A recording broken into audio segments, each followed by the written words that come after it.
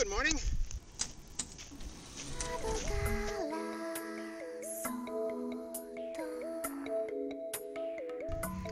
Some time ago I spoke enthusiastically about Aria the animation, an anime in which pretty much nothing happened.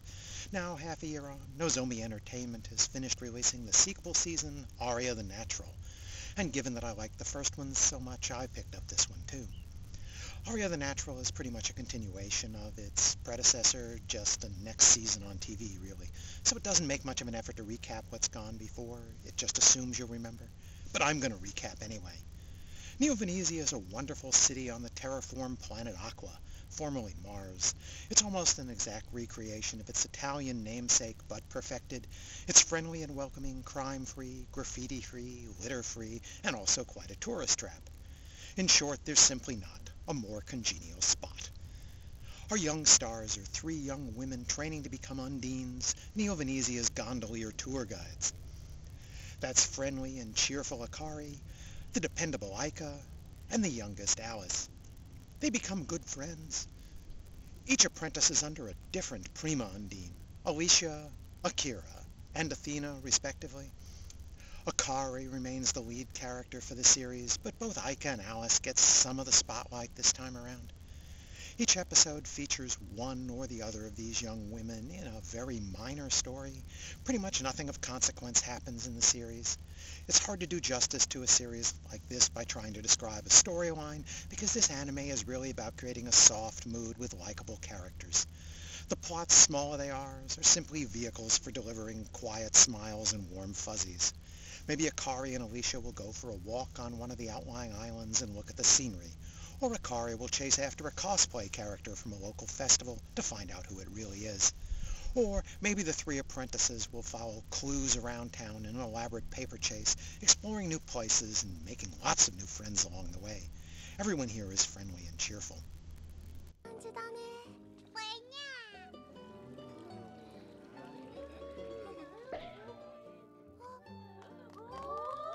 Neo Venezia lulls us into such a sweetly perfect space that when something even mildly discordant happens, it disrupts everyone's emotions. In one episode, Akari meets a rather grumpy old man. Naturally, that just makes her even more determined to make him smile. In another memorable episode, Aika discovers some of the other Undines at her company sometimes gossip meanly about Aika's mentor, Akira, behind their backs. The merest whisper of an unkind word is so unthinkable, it shatters her equanimity.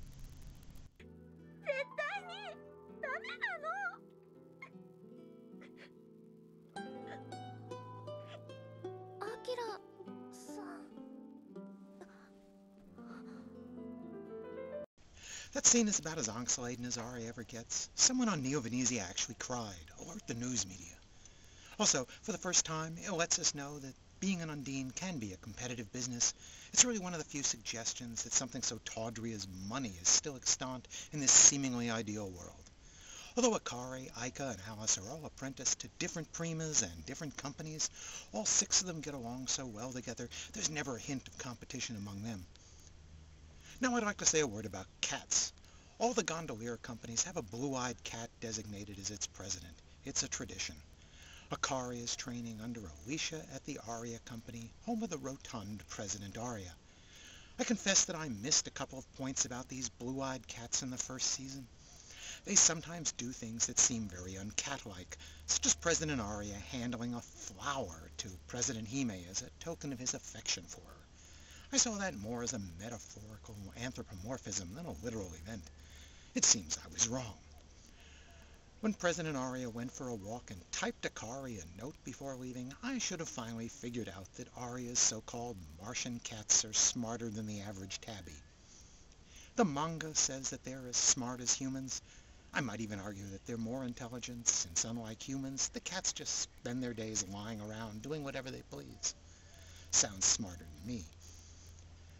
I just don't know how to reconcile that with Alice keeping President Ma hidden in a cardboard box in her armoire.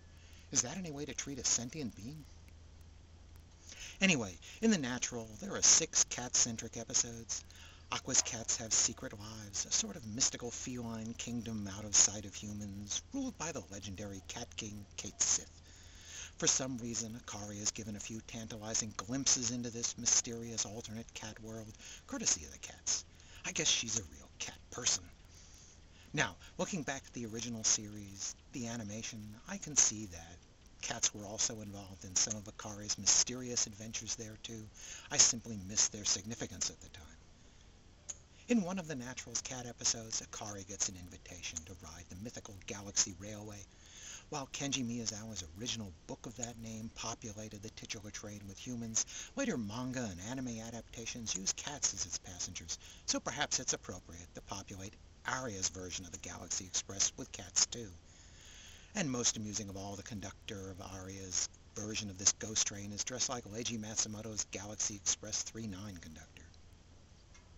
Despite the cuteness of those references, these almost supernatural, mysterious, cat-themed episodes are far from my favorites of the series. I think the best Aria episodes come intrinsically from its characters, rather than having some external enchantment placed on the story. Aria's three apprentices are each likable yet unique in personality and goals, and their teachers are just as unique in their own way. Each student has a different kind of relationship with their trainer. One of my favorite episodes comes entirely from the characters. Alice is the youngest of the trainees, a prodigy. She's also the least outgoing of the cast. In episode 13, we see that she makes her daily walk back to her dorm. She plays a childish game with herself, trying to cross town, stepping only on shadows, never in sunlight. Kids used to do these sort of things before they were seduced by video games and TV. Alice finds her self-imposed rules quite frustrating and challenging. When her teacher, Athena, tries to help, Alice refuses with yet another self-imposed rule.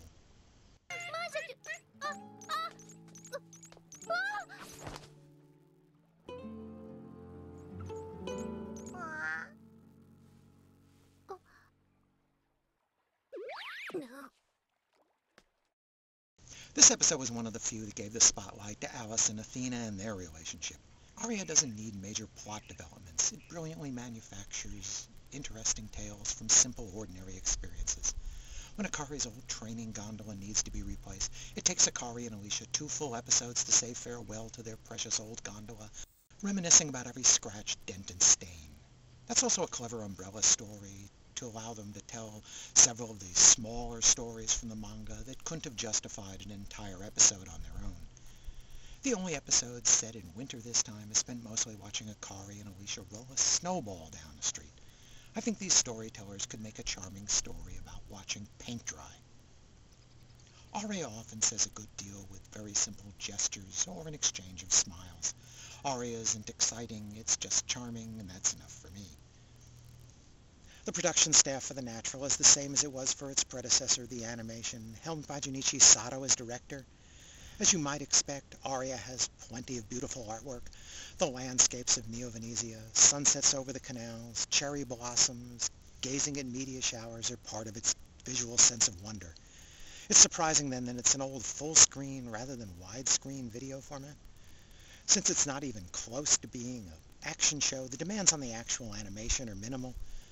A lot of shows save some budget by giving us a minute or two of canned opening every episode, but each episode of Aria has its own unique opening animation that sets up the story to follow.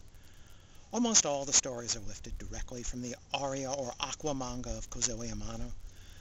You can find that manga translated in the US from Tokyo Pop, by the way. The music is provided by Koro Club, and they've composed and performed dozens of quiet instrumental pieces that will maintain the gentle mood of these stories, and there are some soft pop vocal ballad styles that are easy on my old ears. I give Aria the Natural a solid 4.5 stars. It's a gentle, enchanting collection of stories. It's hard to explain its ineffable charm without sounding sappy.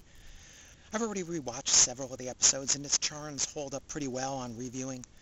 But if you haven't already seen the first Aria, the animation, you're probably better off starting with that to get a proper introduction to the characters. The Right Stuff's Nozomi Entertainment has done a great job on this release too. The Natural comprises 2 box sets of 5 DVDs each, 13 episodes per set. Each box comes with a small printed episode guide as a booklet. One of the DVDs in each set is devoted entirely to the extras. There's no Venice travelogue as an extra as there was with the first set, but if you like these kinds of extras, this DVD is loaded with them. I don't usually find voice cast interviews very interesting, since you know in advance that they all love the show, love their characters, and love their coworkers. In this case, though, the interviewer has structured some interesting questions for the voice actors, especially on the second extra DVD. The choices for favorite scene by director Sato, manga artist Amano, and each of the voice cast members, and it's interesting to see the choices they make and let them explain why those are their favorite scenes. By the way, Nozomi's release has English subtitles but no dub. While that makes it a little harder to foist on the younger set, that's probably for the best. The Japanese cast does a very good job bringing these characters to life, and in the extras interview, director Sato remarks that on several scenes he wasn't sure if the scene was going to work right, and he wanted to hear how the voice acting came out before he decided whether to keep that scene in the show. Obviously, he considered these nuances vital to the anime. Thanks for listening.